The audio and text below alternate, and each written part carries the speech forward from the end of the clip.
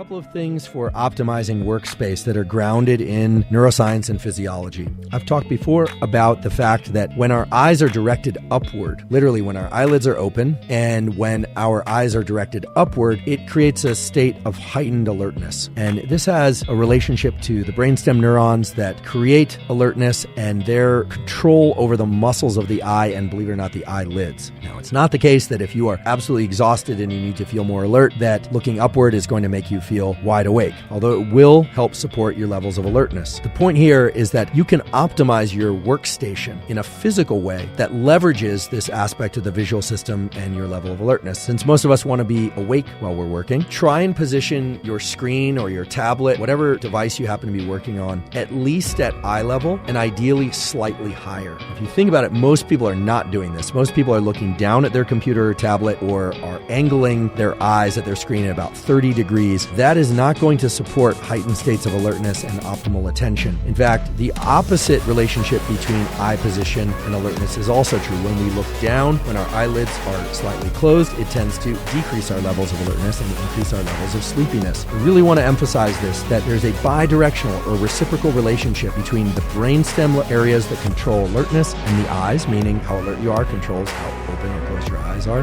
No surprise there. But also that how open and upward directed your eyes are will increase your levels of alertness. And if your eyes are pointed downward and your eyelids are hooded, like they're slowly closing, like Costello's always are, you'll feel more sleepy, especially if you're somebody who tends to have that mid-morning sleepiness or mid-morning crash. So what I do is I have a standing desk, but I also prop the computer up such that it's at least at eye level. And I haven't figured out yet how to develop a workstation where the computer is above me. I think the only way to really do that is actually to tilt one's body back, but actually that's not a good idea either. They have done studies recording from areas of the brain associated with alertness, areas like locus ceruleus in the so-called reticular activating system. They found is that depending on how reclined you are or upright you are, you will decrease with reclining and increase with sitting forward your levels of alertness.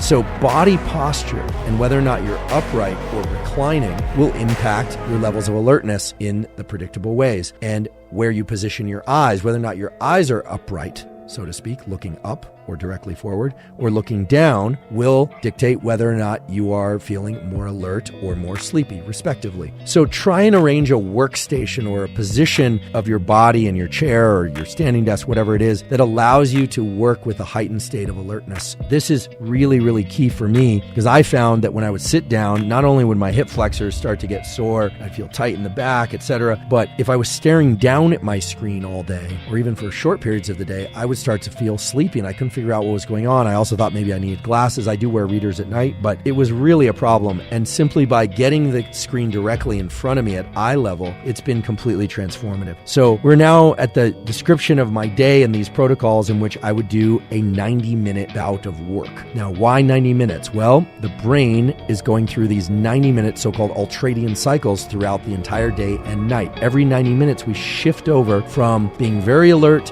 to being less alert and then back to alert again. Here's how it works. At the start of one of these 90-minute ultradian cycles, my brain is not quite engaged in whatever it is I'm trying to do. Now, oftentimes I have things jumping into my mind, I've got distractions, etc. I'll talk about how to deal with those distractions in a moment. But I set a timer for 90 minutes and I try and get a strong bout of work done inside of that 90 minutes with the full understanding that the entire 90 minutes is not going to be uniform in terms of my ability to focus. There will be peaks and valleys within that, but that 90 minutes is about what the brain can handle in terms of a dedicated effort for high degree of focus. Some people can push out a little bit further.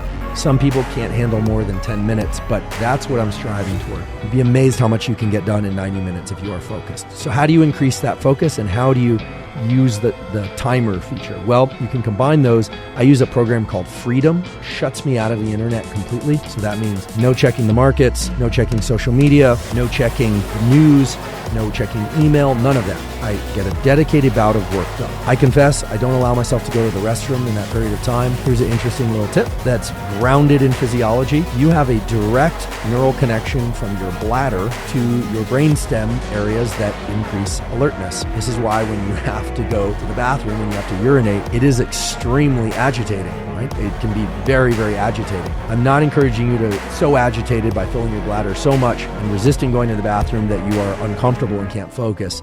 But I generally will just drink liquids and work away, and I won't walk away to go use the bathroom unless I absolutely have to. It's sort of odd that we're talking about this, but this is one way in which I've learned to funnel my attention into whatever it is I'm doing. Because as you all know, the moment you sit down to do some serious work and you flip off the internet, all of a sudden it's as if the phone has a voice. It starts calling you. It's almost as if the restroom has a voice. But we all are familiar with the fact that if we are focused on something, all that just kind of melts away. So the goal is to get into what I call the tunnel, to really get into a tunnel of quality work. The brain loves that state, but it's very hard for many of us to access. My phone is absolutely off. It's not on airplane mode. It's absolutely off during this time. If I've been struggling with that, and I confess, there are times when, for whatever reason, something going on in life, it's been harder to put away the phone. I will sometimes put it in my car. I used to joke that I used to throw it up on the roof or something like that. Look, I've done, and I suggest people do whatever they need to in order to self-regulate that activity. And if you're somebody that feels that you absolutely need to be on your phone and on the computer for this work bout or the work that you do, well, that's a different matter altogether. This is just simply how I work. So I will do 90 minutes, and I do set a timer, and I turn on the program freedom, locks me out of the internet. If someone rings on the doorbell, I will often shout, not coming to the doorbell, leave it there. Unless there's a real emergency, I'm not going to step away from that work. I learned how to do this when I was a graduate student under different conditions where I used to slice brains on what's called a microtome. So I used to spend time just cutting very thin slices of various types of brains. And I've sectioned through a lot of brains. And we had a rule, which is that when the blade hits the brain, you don't stop pulling, even though it's very, very slow, even if a nuclear bomb goes off, even if a fire alarm goes off. Now, I don't want anyone, burning to a crisp because they didn't step away from their workflow. That would be foolish. But that's the mentality that I've embedded in myself, that there is nothing more important than what I'm doing in that 90-minute block. And that's what works for me. You can try various other things. That's what works for me. In addition, I use low-level white noise. This is something that is supported by quality peer-reviewed data. We covered this on the episode on hearing and balance, but it turns out that white noise, which is essentially all frequencies of sound, or all frequencies of sound that we can perceive, mixed up kind of randomly, there's no structure to it, turned on at a low volume, not with headphones most of the time, puts the brain into a state that's optimal for learning and workflow. And I covered 2 papers during that episode.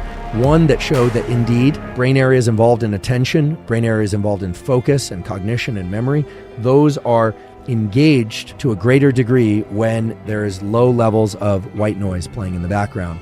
The other paper that's really interesting did brain imaging and showed that areas of the brain that are associated with dopamine release are increased by low levels of white noise. Dopamine release is associated not just with pleasure, but with motivation and craving. So everything about this 90-minute block, from the low levels of white noise to the position of my computer, how I'm standing, and where my eyes are positioned, is geared towards putting me in this tunnel of work.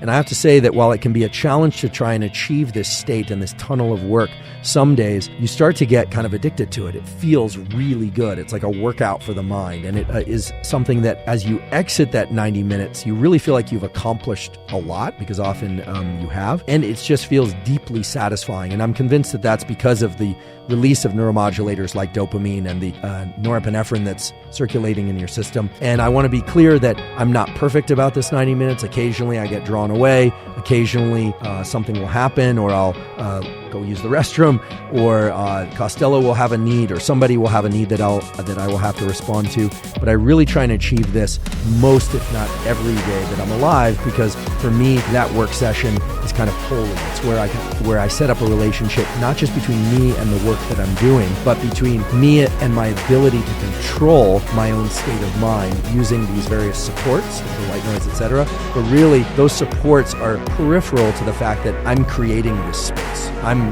funneling my brain into a state rather than allowing whatever events and contexts on social media and elsewhere might be occurring in the world that would yank me out of what for me is my purpose and my mission in life.